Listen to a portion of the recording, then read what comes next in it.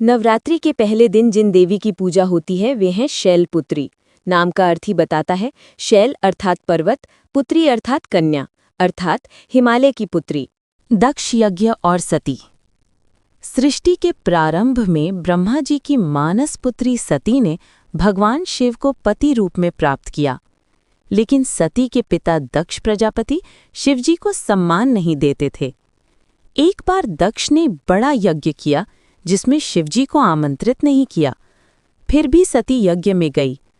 वहां उसने देखा कि सभी देवताओं को सम्मान दिया गया है, परंतु उनके पति शिवजी का अपमान हो रहा है। ये देखकर वो अत्यंत दुखी हुई और उसी यज्ञ कुंड में अपने प्राण त्याग दिए। हिमालय के घर जन्म। सती अगले जन्म में हिमवान यानी कि हिमालय राजा और मेनका देवी की पुत्री के रूप में अवतरित हुईं। इस जन्म में वे शैलपुत्री कहलाईं। बचपन से ही उनमें अद्भुत तेज और तपस्विनी का स्वभाव था। आगे चलकर उन्होंने कठोर तपस्या करके पुनः भगवान शिव को पति रूप में प्राप्त किया। रूप वर्णन। शैलपुत्री माता का स्वरूप सौम्य है। वे नंदी यानी बैल पर सवार रहती हैं। दाहिने हाथ में त्रिशूल धारण करती हैं। बाएं हाथ में कमल पुष्प रखती हैं। उनका मुखमंडल करुणा और शांति से परिपूर्ण रहता है। पूजा का फल। शैलपुत्री की आराधना करने से साधक को धैर्य और अटूट विश्वास प्राप्त होता है। माँ की पूजा से मूलाधार चक्र शुद्ध होता है और जीवन में स्थिरता आती है। भक्त को शक्ति और आत्मबल मिलता है।